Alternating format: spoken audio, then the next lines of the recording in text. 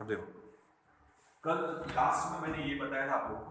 अब हम कंपैरिजन लेंगे ग्राफ का, आइसोथर्मल और अडायबेटिक पहचानना कैसे। तो कल का वो लिख लेते, स्लोप अडायबेटिक ग्राफ का इज ग्रेटर देन, कल इक्वेशन में प्रूफ किया था आइसोथर्मल ग्राफ, ठीक है। तो स्लोप अगर अडायबेटिक ग्राफ का देखेंगे तो वो ज्यादा आएगा as compare to slope of isothermal condition, ठीक है। तो ये हमने इसमें देखा है इक्वेशन में। अब हम कंपैरिजन देखते हैं आइसोथर्मल और अडायबेटिक प्रोसेस के ग्राफ का इंडिकेटर डायग्राम में। तो पहचानना कैसे वो समझना, थोड़ा सा बड़ा ही बना रहे ग्राफ, फिर मिटा देंगे उसको। अभी हम लोग कंपेयर कर रहे हैं, समझो पहले इक्वल एक्सपांशन,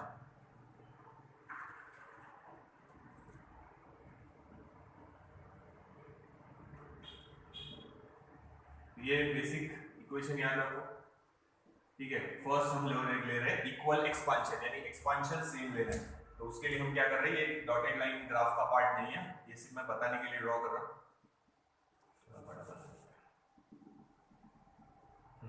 ये है इनिशियल वॉल्यूम VI और ये है फाइनल वॉल्यूम VF। तो हम ग्राफ ये डायरेक्शन में लेंगे, फाइनल वॉल्यूम ज्यादा है, इनिशियल वॉल्यूम कम, इसीलिए हम लोगों ने क्या लिखा है, एक्सपांशन। तो ग्राफ ड्रॉ कर रहा, ध्यान देना, ये फर्स्ट ग्राफ, ये सेकेंड ग्राफ। याद रखना अडायबेटिक का स्लोप ज्यादा है, मतलब वो ज्यादा स्टीप होंगे, और आइसोथर्मल का स्लोप कम है, यानी वो कम स्टीप होगा, ठीक है। तो हम यहाँ पहचानना कैसे वो देखते हैं। तो ये है हमारा फर्स्ट और ये है हमारा समझो सेकेंड ग्राफ। स्लोप निकालना है अगर किसी भी ग्राफ का, तो वहां ये जैसे ग्राफ है तो हम यहाँ क्या बनाएंगे, एक ट्राइंगल, ये 90 डिग्री, ये एंगल थीटा। तो x कोऑर्डिनेट अपॉन हम, ये है y coordinate upon x coordinate, उसको हम क्या बोलते हैं, स्लोप, यानी यहां से यहां तक y और यहां से यहां तक x, ठीक है। तो ग्राफ इतना ही है, मैं आपको थोड़ा चेंज कर रहा हूं, पर बाद में हम मिटा देंगे, तो आपने लिखना है तो लिख लेना, पर समझना कैसे वो देखो। तो हम ट्राइंगल बनाएंगे ऐसा, ध्यान दो और सुनो, दोनों का इनिशियल वॉल्यूम सेम है, यहां से शुरुआत हो रही, दोनों का इनिशियल वॉल्यूम सेम है, फाइनल वॉल्यूम भी सेम है। तो ये वॉल्यूम का एक्सिस है और ये प्रेशर है, PV ग्राफ यानी इंडिकेटर डायग्राम हम लोग ड्रॉ कर रहे हैं।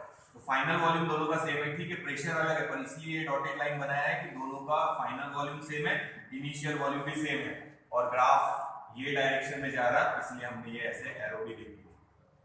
अब हम ट्राइंगल कैसा बना रहे हैं, ध्यान देना, ये थोड़ा सा ब्लू हटा देते हैं, यहाँ से बाद में कंप्लीट कर दूंगा वापस। यहां से ले रहे हैं ऐसे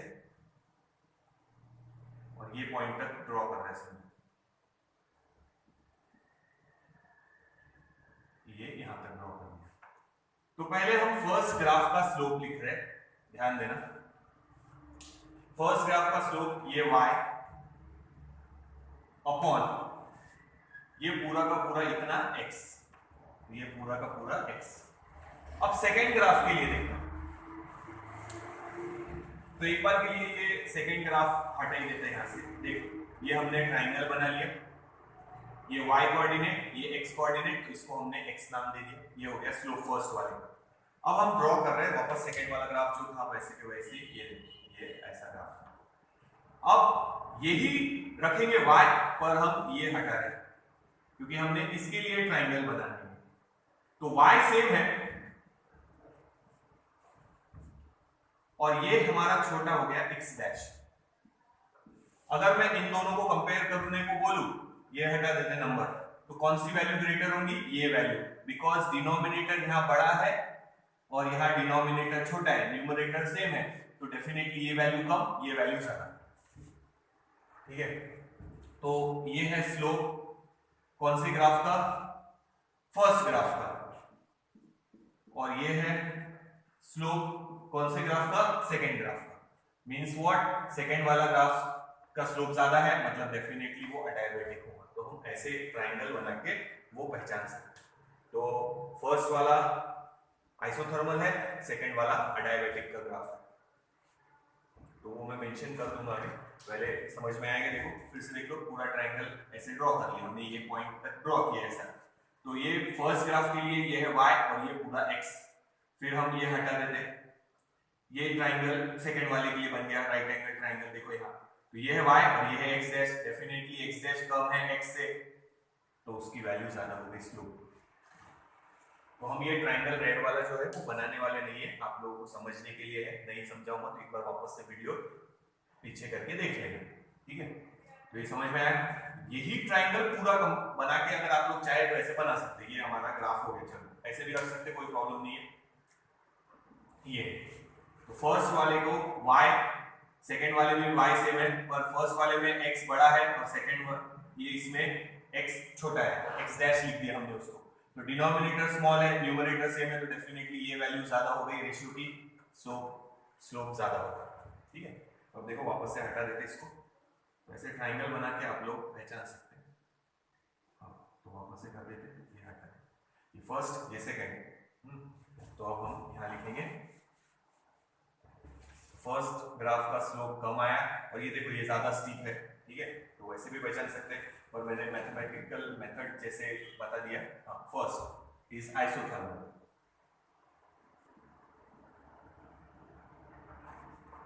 एक्सपांशन है दोनों भी, और इक्वल एक्सपांशन है, आइसोथर्मल का है और सेकंड अडायाबैटिक।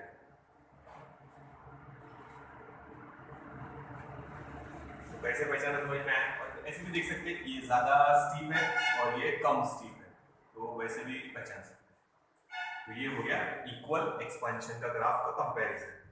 अब ध्यान से देखेंगे तो फर्स्ट वाला हो गया हमारा आइसोथर्मल का ग्राफ और ये वाला हो गया अडायाबैटिक का ग्राफ, सेकंड वाला।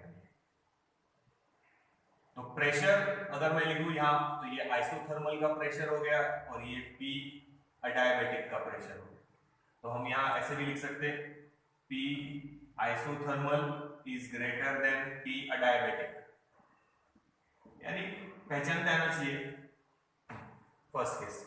सेकंड ध्यान से देखो, इसके नीचे का डेफिनेटली एरिया ज्यादा रहेगा और इसके नीचे का एरिया डेफिनेटली कम रहेगा। एरिया रिप्रेजेंट वर्क डन, तो हम ऐसा भी लिख सकते हैं work done in isothermal process is greater than work done in adiabatic process. पहले ग्राफ पहचान लो, फिर किसी ने पूछा वर्क डन तो वो भी पहचान सकते हैं। प्रेशर का दिख ही रहा है यहाँ से, फाइनल प्रेशर आइसोथर्मल का ग्राफ है ये, तो उसका ज्यादा है और इसका नीचे है तो कम है। इसके नीचे का एरिया डेफिनेटली ज्यादा आएगा, इसके नीचे का एरिया डेफिनेटली कम आएगा। तो आइसोथर्मल प्रोसेस में वर्क डन ज्यादा है और अडायाबैटिक में वर्क डन कम। ये लर्न नहीं करना है, जो दिख रहा ग्राफ पर से वो समझना है। देखिए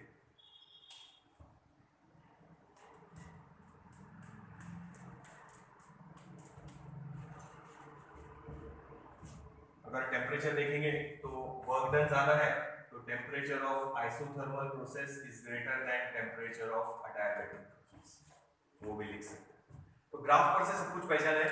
तो हमने सिर्फ नंबर दिए थे 1 और 2, हमको पता नहीं था कौन सा आइसोथर्मल का है कौन सा अडायाबैटिक का है, सिर्फ इतना लिया था हमने इक्वल एक्सपांशन।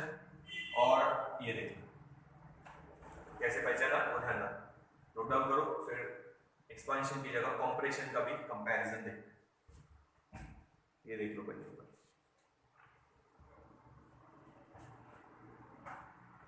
ये एक्सपांशन का है, ग्राफ हमने कैसे पहचाना वो देखना, और उस पर से क्या क्या कंडीशन लिखी है वो भी देखना। तो ग्राफ आया तो पहचानते आना चाहिए कौन सा किसका ग्राफ है। अब देखो, अब हम ये हो गया हमारा इक्वल एक्सपांशन हमने स्टडी किया है, ग्राफ वैसे ही रखते हैं, ठीक है, नोट डाउन कर लेना, पहचानता आना चाहिए ना दोनों में से। स्लोप का कंपैरिजन कल इक्वेशन में बता ही दिया था। ये है इक्वल कॉम्प्रेशन आप ले रहे हैं लोग,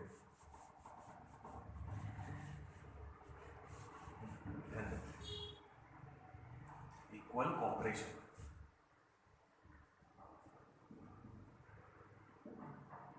मतलब वॉल्यूम क्या हो रहा, डिक्रीज, वॉल्यूम डिक्रीज। तो ये है हमारा इनिशियल वॉल्यूम अप और ये है हमारा फाइनल वॉल्यूम, यानी ग्राफ ये डायरेक्शन में जाएगा। इनिशियल वॉल्यूम ज्यादा है, फाइनल वॉल्यूम कम है, तो डेफिनेटली कंप्रेशन स्टडी कर रहा है, ध्यान दो। यहां से शुरू करेंगे ग्राफ को, ये हमारा फर्स्ट ग्राफ, ये हमारा सेकंड ग्राफ,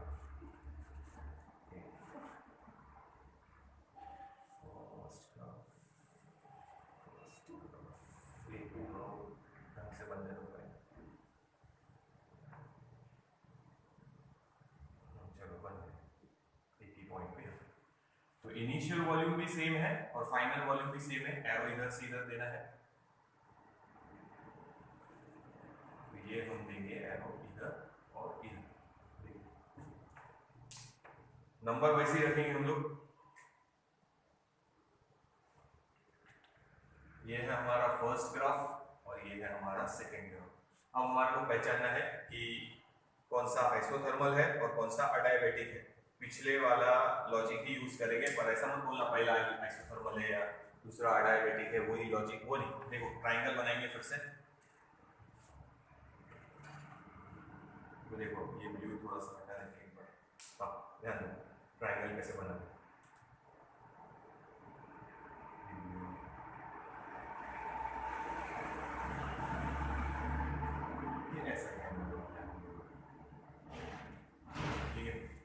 अब दोनों के लिए x सेम है, फिर से देखते हैं।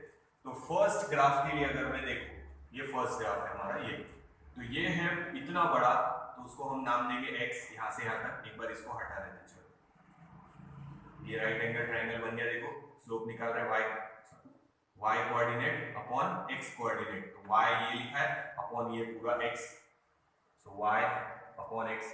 सेकेंड वाले के लिए लिखेंगे, तो सेकेंड वाला ग्राफ वापस से बना रहा, ध्यान दो वही बना रहे, ये बना लिया हमने सेकेंड वाला। तो फर्स्ट वाले ग्राफ के लिए नहीं ले रहे, तो ये ट्रायंगल छोटा कर दिया हम लोगों ने। अब ये जो इतना डिस्टेंस है इसको हम लिखेंगे y डैश, और ये x सेम है तो यहाँ लिखेंगे y डैश अपॉन x। तो ये स्लोप है फर्स्ट ग्राफ का और ये स्लोप है हमारा सेकेंड ग्राफ का। तो कौन सा ग्रेटर है ये पहचानना है। तो डिनोमिनेटर दोनों का सेम है, न्यूमरेटर फिर जिसका बड़ा होगा स्लोप उसका बड़ा है। तो पहले हमने ये लिया था y और ये है y डैश कम हो गया, ठीक है, तो हम बोलेंगे कि ये स्लोप ग्रेटर है, यानी ये। तो ये फर्स्ट वाला जो है वो स्लोप है अडायबेटिक का, डेफिनेटली ग्रेटर हुई है, और सेकेंड वाला स्लोप है आइसोथर्मल का। ये ऐसे पहचान लिया हम लोगों ने। तो यहाँ पे फर्स्ट वाला अब अडायबेटिक का है, लिख लेते हैं वहां पे। फर्स्ट वाला जो कर्व है वो अडायबेटिक का है और सेकेंड वाला जो कर्व है वो आइसोथर्मल का है। तो ट्राइंगल ड्रॉ करके ही पहचानना पड़ेगा, ठीक है। तो ये मिटा देते हैं, वापस से हमारा ग्राफ बना लेते हैं।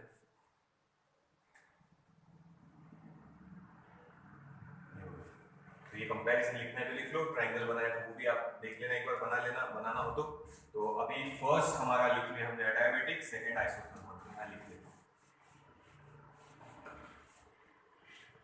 फर्स्ट है इक्वल कंप्रेशन स्टडी करते हैं। फर्स्ट है अडायबेटिक, कंप्रेशन लिख सकते हैं, कंप्रेशन की स्टडी करते हैं तो अडायबेटिक कंप्रेशन है, और ये आइसोथर्मल। ये पहचान लिया हम लोग। अब ये तो प्रेशर सेम है, ये प्रेशर है P, अडायबेटिक है तो अडायबेटिक लिखते हैं, और ये प्रेशर यहाँ पे P आइसोथर्मल। तो क्लियर दिख रहा, अडायबेटिक का प्रेशर ज्यादा है, आइसोथर्मल का कम है। तो यहाँ लिखेंगे P adiabatic is greater than P isothermal. इसके पहले वाले में उल्टा था, ग्राफ पर से देखना। अब ध्यान दो, अडायबेटिक के नीचे का एरिया ज्यादा है, आइसोथर्मल के नीचे का एरिया कम है, तो अडायबेटिक वाले का वर्क डन भी ज्यादा रहेगा। तो हम यहाँ लिख सकते हैं work done of adiabatic process is greater than work done in isothermal process. ये वर्क डन का कंपैरिजन हो गया। अब वर्क डन ज्यादा है तो टेम्परेचर भी ज्यादा, तो अडायबेटिक प्रोसेस में टेम्परेचर ज्यादा है as compare to isothermal process. और हम स्टडी कर रहे थे इक्वल कंप्रेशन। तो ग्राफ पर से पहचानते आना चाहिए, ग्राफ से पहचाना है हमने कि कौन सा अडायबेटिक है कौन सा आइसोथर्मल। तो ऐसे जाते समय ये स्टीप है, देखो तो ट्रायंगल पर से पहचानना, अगर स्टीप कैसा है वो समझ में नहीं आ रहा तो ट्रायंगल पर से स्लोप निकालना। देखो ये हो गया कंपैरिजन ना, दोनों पहचानते आने चाहिए। तो उसमें प्रेशर किसका ज्यादा, वर्क डन किसका ज्यादा, वो भी हमने ग्राफ पर से ही पहचाना है। तो ये हो गया हमारा कंपैरिजन। तो फिर अब हम आगे चलते हैं, देखते हैं नेक्स्ट पॉइंट पे। ये नोट डाउन कर लो।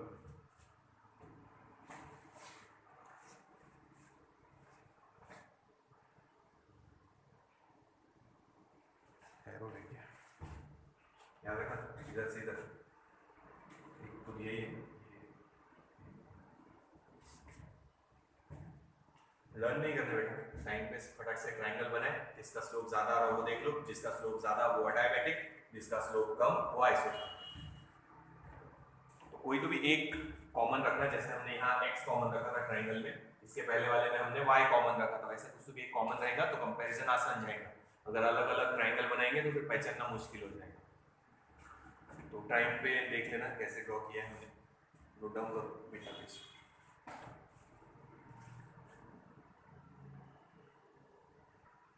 अब देखेंगे फ्री एक्सपांशन। फ्री एक्सपांशन ऐसा जिसमें एक्सपांशन जिसमें वर्क डन जीरो है, सडन एक्सपांशन, फ्री एक्सपांशन, ठीक है। देखो, और हीट एक्सचेंज भी नहीं होंगी, हीट एक्सचेंज नहीं होंगी मतलब हम लिखेंगे delta Q is equals to zero, मतलब हो गई वो कौन सी प्रोसेस, अडायबैटिक प्रोसेस। तो याद रखना, किसी ने पूछा फ्री एक्सपांशन कौन सी प्रोसेस है, तो it is a adiabatic process. Free expansion is a adiabatic process, heat exchange नहीं होनी चाहिए। देखो ध्यान दो, ये है हमारा एक कंटेनर, ये है हमारा दूसरा कंटेनर, दोनों हम लोगों ने ज्वाइन कर दिए, एक कंटेनर को दूसरे कंटेनर से, ठीक है ना। यहां लगा रहे हैं हम एक स्टॉप कॉर्क, कॉर्क लगा दिया जिसने रोका हुआ है सब चीज, इधर से उधर नहीं जाने देंगे।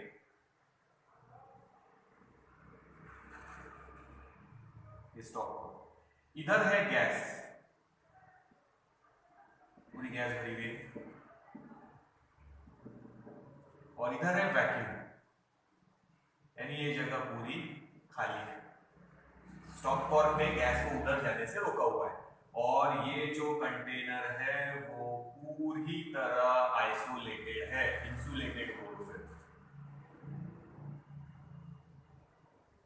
यानी हीट एक्सचेंज सराउंडिंग के साथ नहीं होने वाला। There is no possibility of heat exchange with the surrounding. देखो,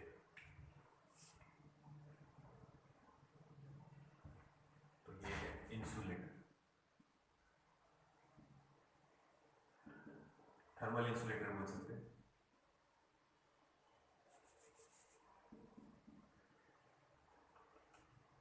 थर्मल इंसुलेटर, इसीलिए हीट एक्सचेंज नहीं होगा सराउंडिंग के लिए, इसलिए हमने अडायबैटिक प्रोसेस बोला है, और वर्क डन कितना है, जीरो।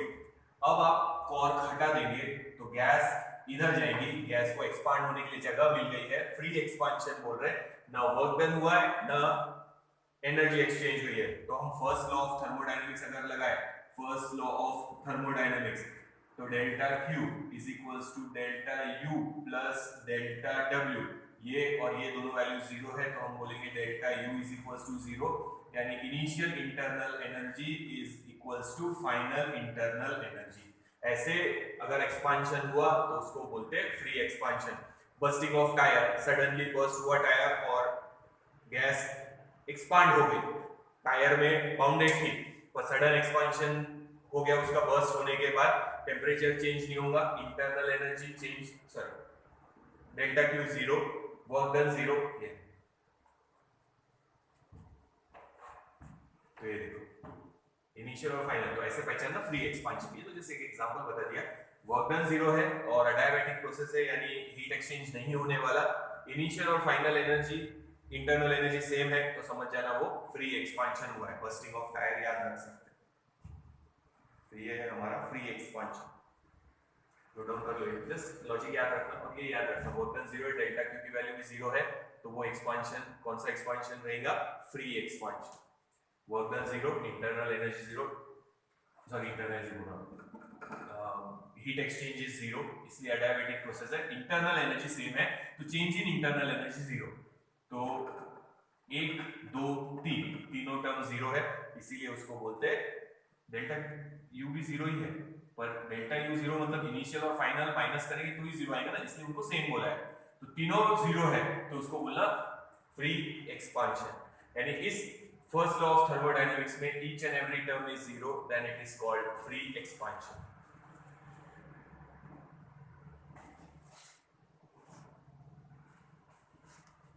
नोट डाउन कर लो। डेल्टा क्यू भी जीरो, डेल्टा डब्ल्यू भी जीरो और डेल्टा यू भी zero. All the three terms are zero. This type of expansion is called free expansion.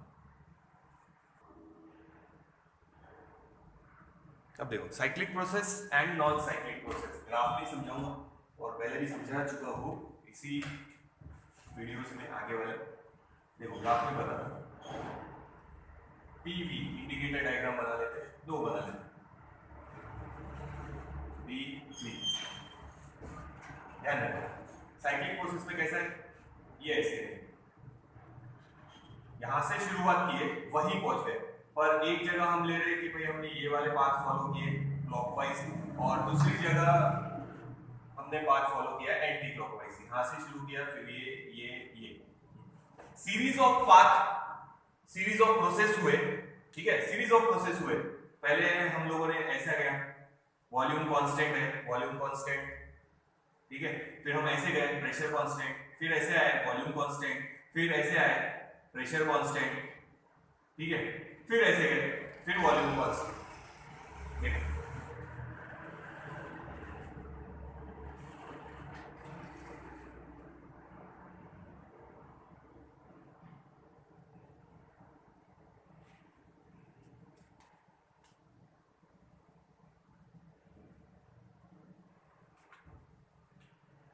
ठीक है, अब इसमें भी वैसे ही देखो, पहले हम यहां से यहां गए वॉल्यूम कांस्टेंट, वॉल्यूम कांस्टेंट तो आइसोकोरिक प्रोसेस, फिर यहां से यहां गए प्रेशर कांस्टेंट, प्रेशर कांस्टेंट तो आइसोबारिक प्रोसेस, फिर वॉल्यूम कांस्टेंट आइसोकोरिक. अलग अलग प्रोसेस रिपीट हो रहे हैं उसमें, पर हम जहां से शुरू कर रहे हैं वहीं पे पहुंच गए.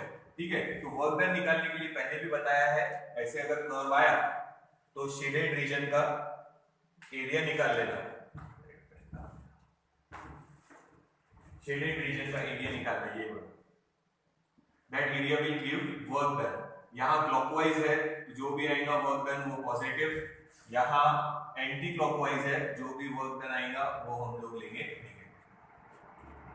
ठीक है, तो यहां देखो पहले हम ए से बी गए तो वहां प्रेशर कांस्टेंट है, वॉल्यूम चेंज हो रहा, प्रेशर कांस्टेंट तो आइसोबारिक प्रोसेस. फिर बी से सी गए वॉल्यूम कांस्टेंट आइसोकोरिक प्रोसेस, फिर प्रेशर कांस्टेंट. तो ये ऐसे प्रोसेस, नंबर ऑफ प्रोसेस हो रहे हैं वहां पे, पर इनिशियल पॉइंट जो था हम वहीं पे वापस पहुंच रहे. तो such a process is called cyclic process. अगर हम वहीं नहीं पहुंच रहे तो it is called non cyclic process. तो यहां नाम देते समय ये ए है, ये बी है, ये सी है, ये डी है. तो एरिया निकाल लो, वर्क डन मिल जाएगा, पर ध्यान रखना अगर क्लॉकवाइज है तो work done positive, anti clockwise है तो वर्क डन नेगेटिव. तो ये साइक्लिक प्रोसेस है, याद रखो. A cyclic process consist of series of change, number of change हो रहे हैं उसमें, बट आफ्टरवर्ड्स जब सब खत्म हो जाएगा तो हम पहुंच रहे इनिशियल पॉइंट पर ही वापस, return to the initial state. ठीक है, नंबर ऑफ प्रोसेस हो रहे हैं बट हम इनिशियल स्टेट पे वापस पहुंच रहे हैं. ऐसी डायग्राम रहने की जरूरी नहीं है, हमने ये भी डायग्राम निकाली थी ऐसे, ये ऐसे, ये भी साइक्लिक है. इसका शेडेड रीजन निकालेंगे तो वर्क डन मिल जाएगा. क्लॉकवाइज है तो पॉजिटिव, एंटी क्लॉकवाइज है तो नेगेटिव. तो ये ऐसे भी आएंगे, जरूरी नहीं है कि ऐसे ही बनना चाहिए. यहां से यहां गए, यहां से यहां गए, एक ही बात है. हमने ट्रायंगल का भी ड्रॉ किया था ऐसे, ये शेडेड रीजन निकाल लो वर्क डन मिल जाएगा. इसमें भी क्लॉकवाइज रहा तो work done positive, anti clockwise रहा तो वर्क डन नेगेटिव. फिर हम लोगों ने एक सर्कल का भी निकाला था ऐसे. तो ये हो चुका है पहले. तो that process is cyclic process. जहां से शुरू किया हम वहीं पे आ गए. ये तो जैसे एग्जांपल के लिए बताया, ऐसा भी हो सकता है, ऐसा भी हो सकता है और ऐसा भी हो सकता है. ये तीनों के आंसर निकाल के दिए हैं, इक्वेशन बताए थे. वर्क डन पॉजिटिव कब लेना, जब साइक्लिक प्रोसेस क्लॉकवाइज डायरेक्शन में है, और एंटी क्लॉकवाइज डायरेक्शन में है तो नेगेटिव लेना वर्क डन. अब साइक्लिक प्रोसेस नहीं है, मतलब जहां से शुरू किया वहां नहीं पहुंच रहे हम लोग, तो फिर देखो कैसे करेंगे. Area under the graph will give the work done. यहां शेडेड रीजन का ग्राफ वर्क डन मिलेगा. दूसरा ग्राफ देखो,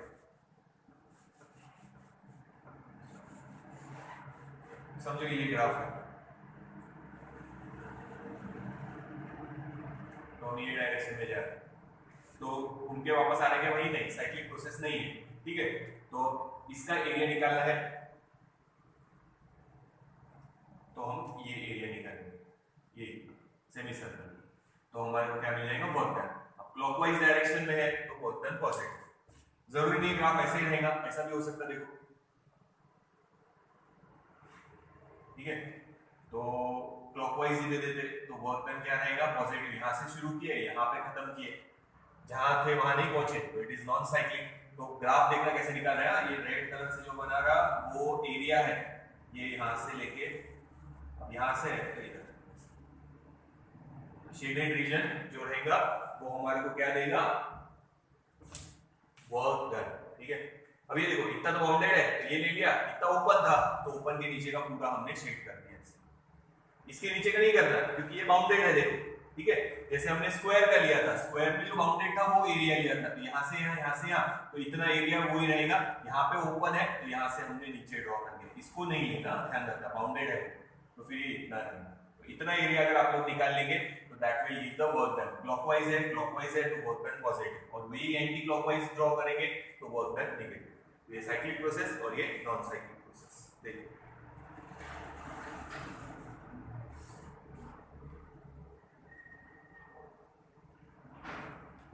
अगर हम ले साइक्लिक प्रोसेस ले,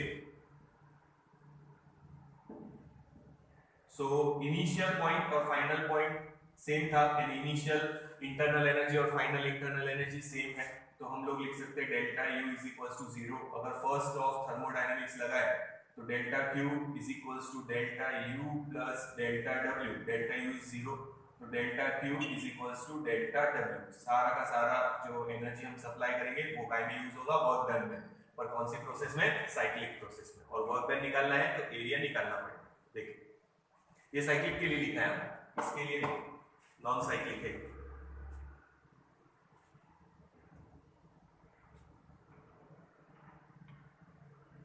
ठीक है, इसके बाद हम लोगों को लेना है क्वासी-स्टैटिक प्रोसेस, पर वो मैंने बोर्ड में भी लिया है।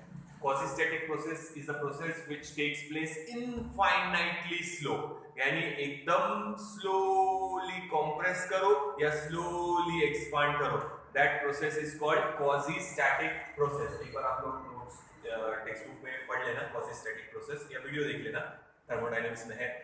That process takes place infinitely slow, that process is called quasi-static process. Temperature remains constant. Slow होगा ना, slow compression या slow expansion, तो heat exchange के लिए टाइम मिल जाएगा।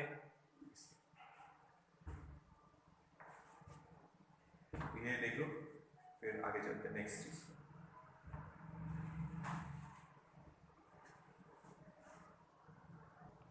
अब देखो नेक्स्ट है रिवर्सिबल एंड इरिवर्सिबल प्रोसेस। इसको साइक्लिक के साथ मिक्स मत करना, दोनों में क्या फर्क है वो देखो।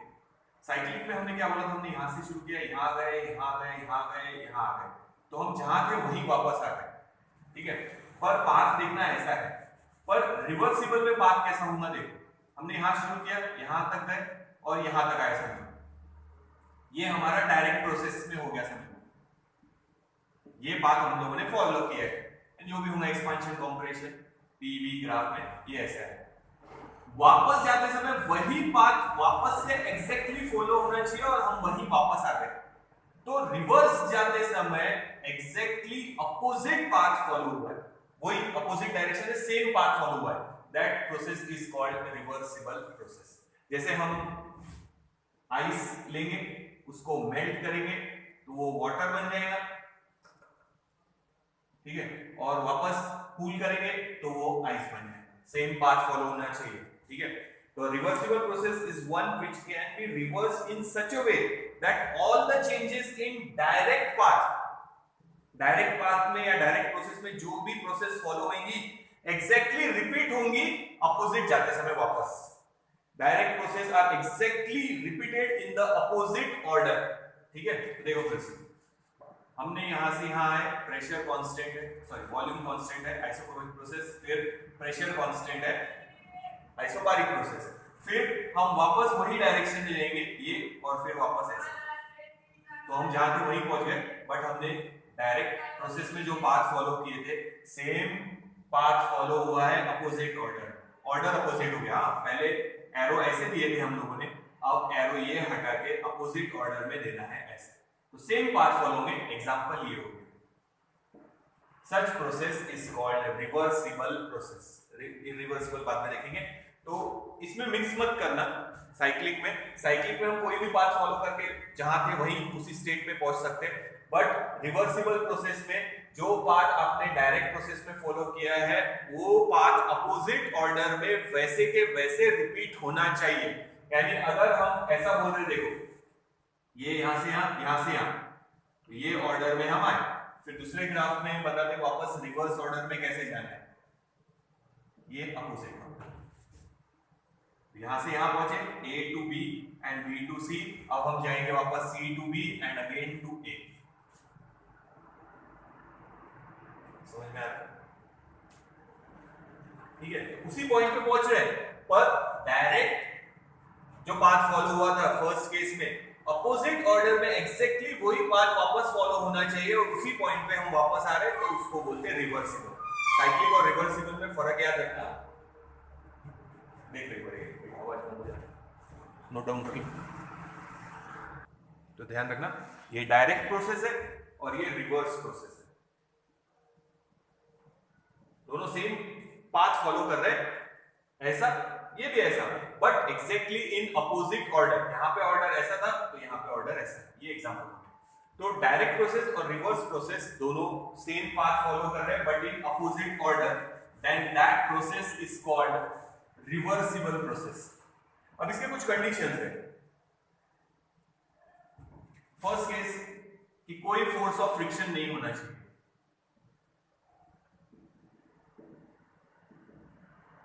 फोर्स ऑफ फ्रिक्शन नहीं होना चाहिए, जैसे विस्कस फोर्स है, फ्रिक्शनल फोर्स है, कोई भी फ्रिक्शनल, विस्कस फोर्स भी फ्रिक्शनल फोर्स ही है, तो कोई भी फ्रिक्शनल फोर्स नहीं होना चाहिए।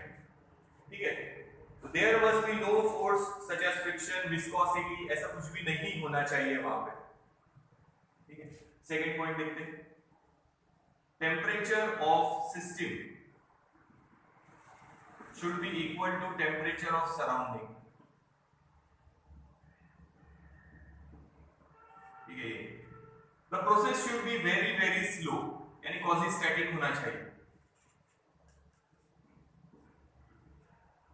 तो अगर एग्जांपल देखा जाए तो आइसोथर्मल, ये याद रखना, और अडायाबैटिक,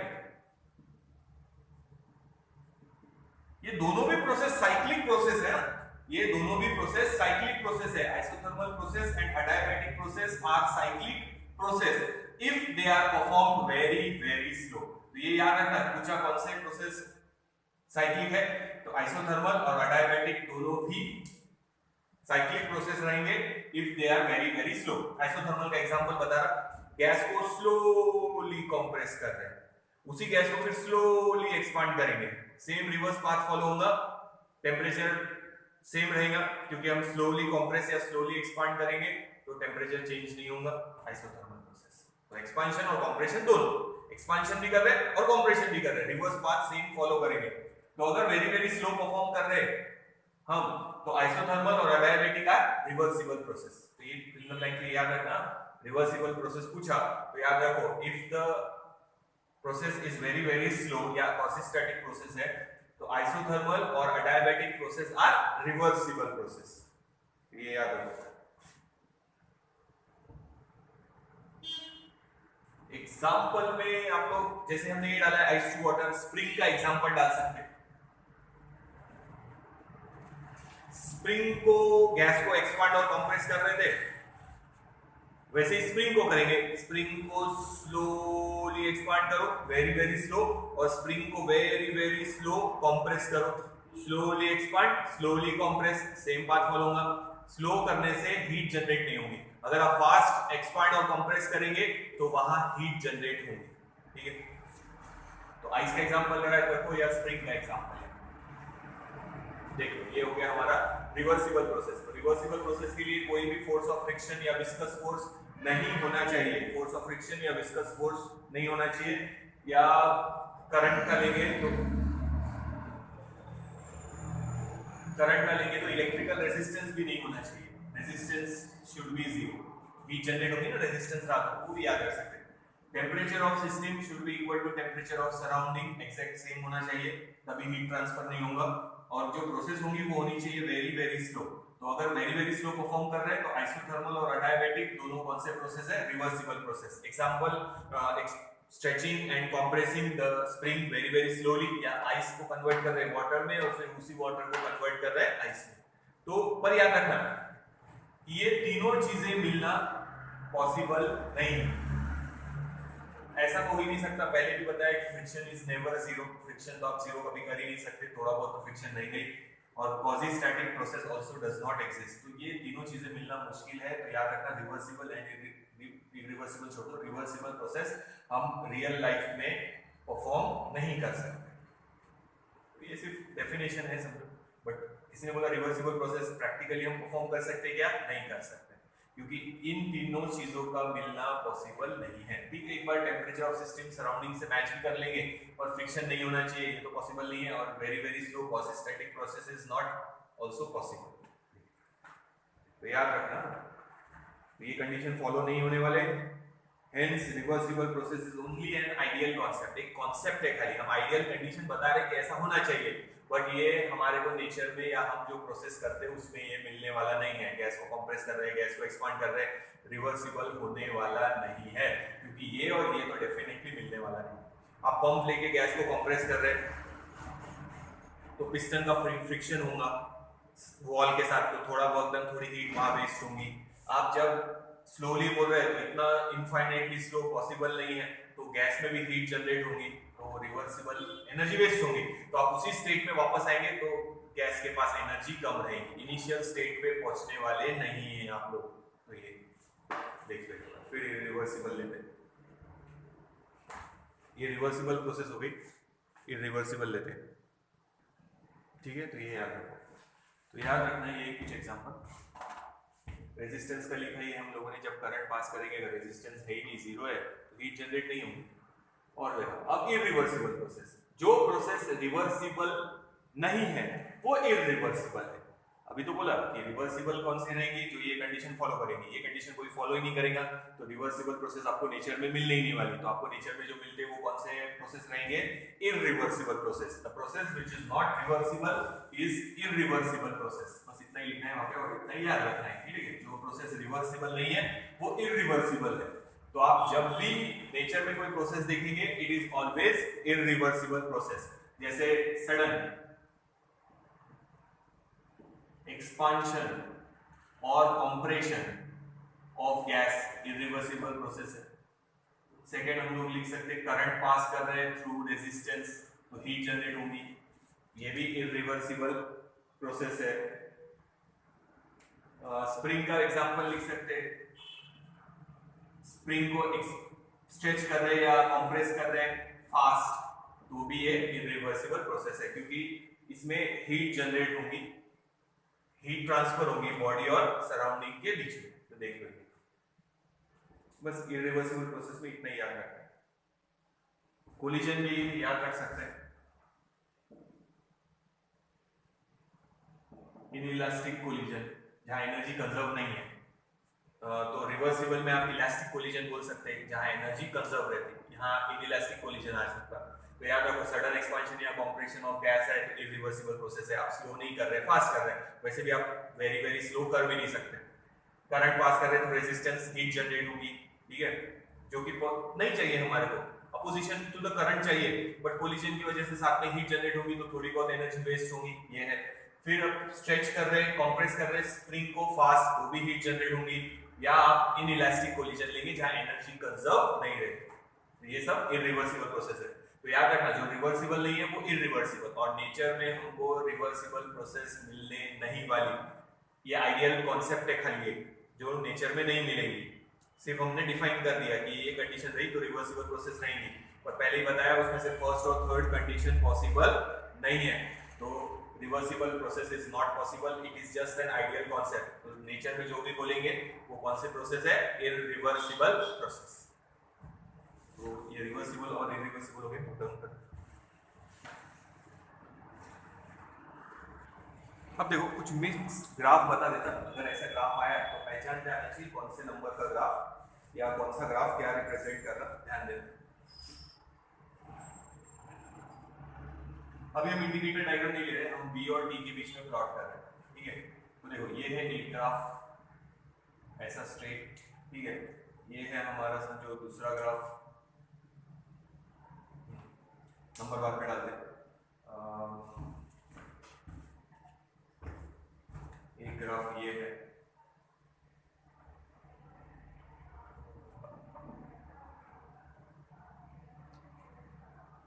ये, और अलग अलग कलर से अगर बचे, चलो ब्लू से बनाते हैं। एक ग्राफ ये ऐसा कर्व, तो हम सब ग्राफ पहचान करने चाहिए, नंबर डाल देना। ये है हमारा समझो फर्स्ट ग्राफ, ये है हमारा सेकेंड ग्राफ, ये है हमारा थर्ड ग्राफ, और ये है हमारा फोर्थ ग्राफ। तीनों मिक्स, चारों मिक्स करके दे दिए और पूछा कि फर्स्ट वाला पहचानो कौन सा है, तो पहचान जाना चाहिए। ये ग्राफ ऐसा है स्ट्रेट लाइन, ये ग्राफ ऐसी है स्ट्रेट लाइन, ये कर्व ग्राफ है, और ये ओरिजिन में से पास होने वाला ग्राफ है ऐसा ये। तो ये हम वॉल्यूम और टेम्परेचर के बीच में प्लॉट कर रहे हैं, तो हम नंबर डाल के पहचानने की कोशिश करते हैं, first, second, third and fourth. पहले आप पहचानने की कोशिश करो, केमिस्ट्री में भी हुआ हो।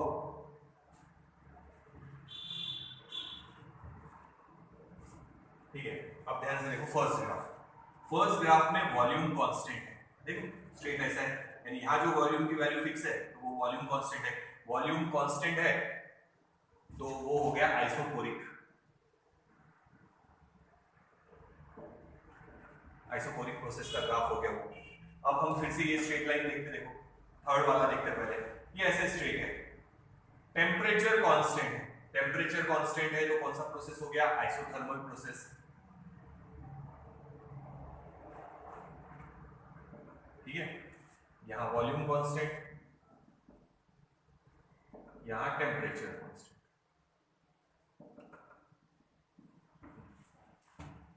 और ये देख लेते, ये स्ट्रेट लाइन है, ओरिजिन से पास हो रही, मतलब v और t के बीच में direct variation, v is directly proportional to t, तो v is directly proportional to t, तो कौन सा कांस्टेंट आएगा, pressure constant. v is directly proportional to t, Charles law में था pressure constant, so it is isobaric process.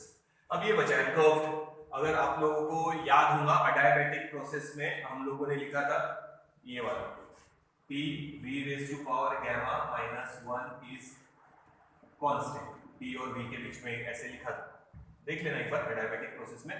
तो ये curve है ऐसा, इनवर्स वेरिएशन, प्रोडक्ट कांस्टेंट मतलब इनवर्स वेरिएशन, तो ये है अडायाबैटिक प्रोसेस। तो ऐसे ग्राफ पहचानते आने चाहिए, ग्राफ पर से देखो और पहचानना सीखो, क्योंकि मिक्स आया और पूछा कि थर्ड वाला ग्राफ, ऐसे ग्राफ दे दिए, बोला अलग अलग ग्राफ है, थर्ड वाला ग्राफ क्या रिप्रेजेंट कर रहा बताओ, चार ऑप्शन दे देंगे ये चारों, तो हमको थर्ड वाला पहचानना है, तो हमको पहचानना पड़ेगा कि वो आइसोथर्मल है। देखिए फिर दूसरा मिक्स लेते, ये पहचान लो, देख लो एक बार, समझाया है नोट डाउन करो, फिर दूसरा होगा। ये v और t के बीच में इंडिकेटर डायग्राम नहीं है ये,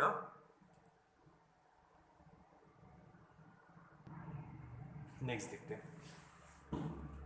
तो चार नंबर रहने देते हैं, तो ऐसे पहचान करना चाहिए मिक्स ग्राफ है तो कौन सा ग्राफ क्या रिप्रेजेंट कर रहा है।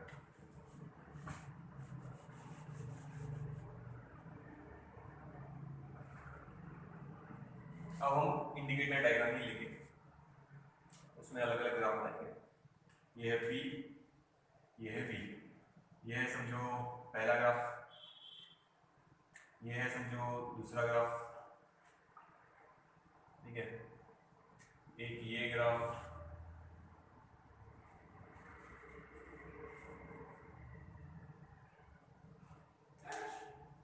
और ये रेड कलर से बना है दूसरा।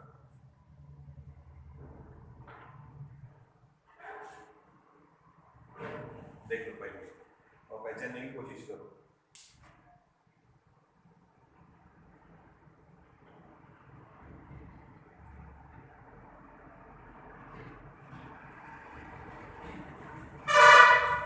देखिए 1 2 3 4, पहले जो स्ट्रेट लाइन वाले वो पहचाना। अच्छा इसमें इधर से ओरिजिन वाला नहीं आएगा, p is directly proportional to b नहीं है, p is inversely proportional to b है, डायरेक्ट वेरिएशन वाला कोई लॉ नहीं है, तो इसमें से स्ट्रेट लाइन वाला ग्राफ ओरिजिन से पास होने वाला नहीं है।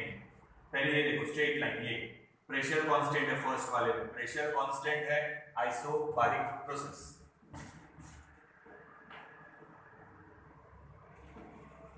फिर ये स्ट्रेट लाइन देखो, वॉल्यूम कांस्टेंट आइसोकोरिक प्रोसेस। अरे सर फोर्थ वाला,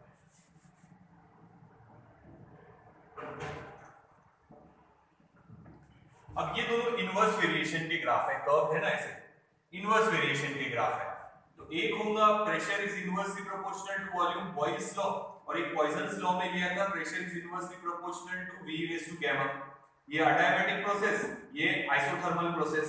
अडायबैटिक प्रोसेस का ग्राफ स्टीप होगा, ये देखो ये ज्यादा स्टीप है और ये कम स्टीप है। देखो ये ज्यादा स्ट्रेट है, ये स्टीप मतलब स्लोप ज्यादा और इसका स्लोप कम, ठीक है। ट्रायंगल बना के आपको देख सकते हैं। तो थर्ड वाला ज्यादा स्टीप है, ये ऐसा है स्टीप है, और ये स्लोप ऐसा आएगा, इसका स्ट्रेट होने की वजह से, स्टीप होने की वजह से स्लोप ज्यादा आएगा।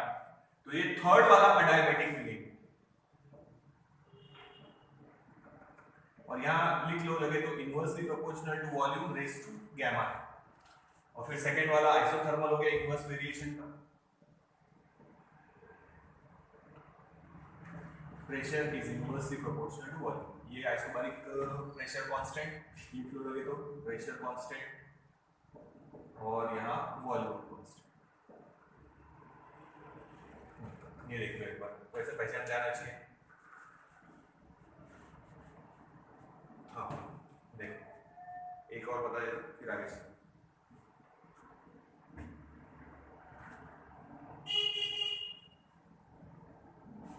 नोट डाउन करो।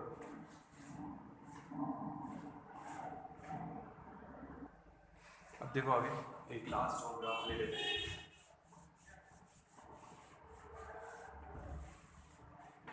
अब नेक्स्ट पी और टी के बीच में ले लो, इंडिकेटर डायग्राम बता दो। पी और टी के बीच में, टेम्परेचर और प्रेशर के बीच में वही चार रखेंगे, 1 2 3 एंड 4। तब देखो ग्राफ, ये फर्स्ट, ये सेकेंड,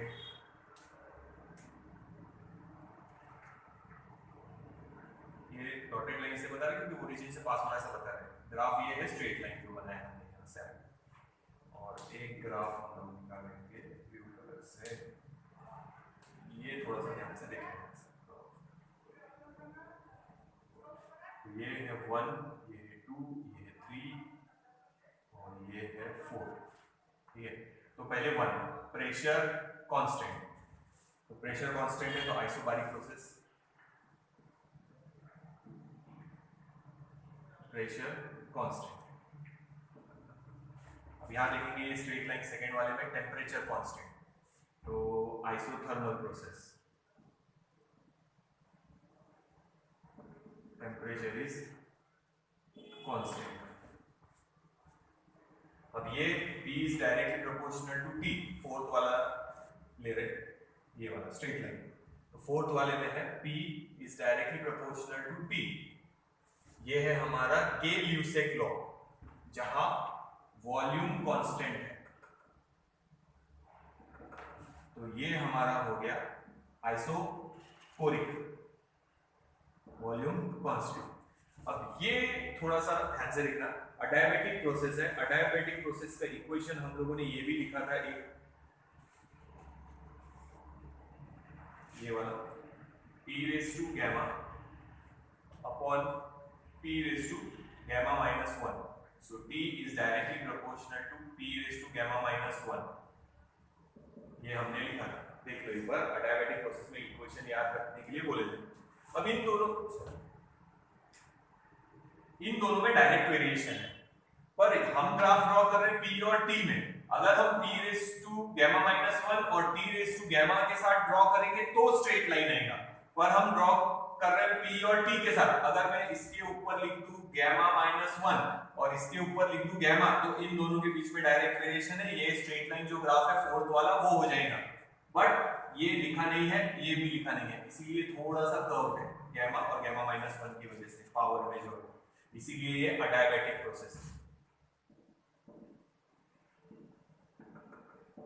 देख तो ये थोड़ा थोड़ा सा ध्यान रखना कर्व का।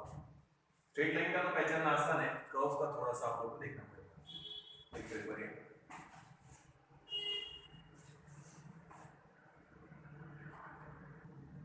ठीक है, तो ये ग्राफ पहचान जाना चाहिए, तीनों ये पता नहीं कुछ मिक्स करके। एक चीज याद रखो, अब आप लोगों को पढ़ना है second law of thermodynamics, heat. ठीक है ना, तो सेकेंड लॉ देख लेना, मैकेनिकल वर्क को आप हीट में कन्वर्ट कर सकते completely, but heat can not be completely converted into mechanical work, जिसका एग्जांपल था हीट इंजन। आप हीट दे रहे पर पूरी की पूरी हीट मैकेनिकल वर्क में कन्वर्ट नहीं हो रही, थोड़ी सिंक में जा रही सराउंडिंग में। तो वो एक बार आप लोगों ने थोड़ा सा देख लेना है, second law of thermodynamics, heat engine, refrigerator. तो यहाँ हमारा ये थर्मोडायनेमिक्स चैप्टर कंप्लीट हो गया। बोर्ड वाले भी एक बार देख सकते हैं, यहाँ तक तो रिवीजन वाला ही है समझो प्रोसेस। इसके न्यूमेरिकल्स रह गए टेक्स्ट बुक के पीछे के, देखते अगर लॉकडाउन खुला और टाइम मिला, नहीं तो फिर वीडियो डाल दूंगा, तो ऑलमोस्ट हमारे सारे चैप्टर के न्यूमेरिकल्स बोर्ड के भी कंप्लीट हो जाएंगे। एक ही चैप्टर बचा है थर्मोडायनेमिक्स, तो बोर्ड वाले भी चाहे तो ये एक बार रिवीजन के तौर पे देख सकते हैं, क्योंकि सब प्रोसेस एक बार एक्सप्लेन किया है, इक्वेशन आ गए, तो एक बार देखना है तो देख सकते हैं। कॉम्पिटिटिव वालों ने सारे इक्वेशन याद रखना है। तो अब देखते हैं नेक्स्ट चैप्टर कौन सा लेना, ये याद रखना।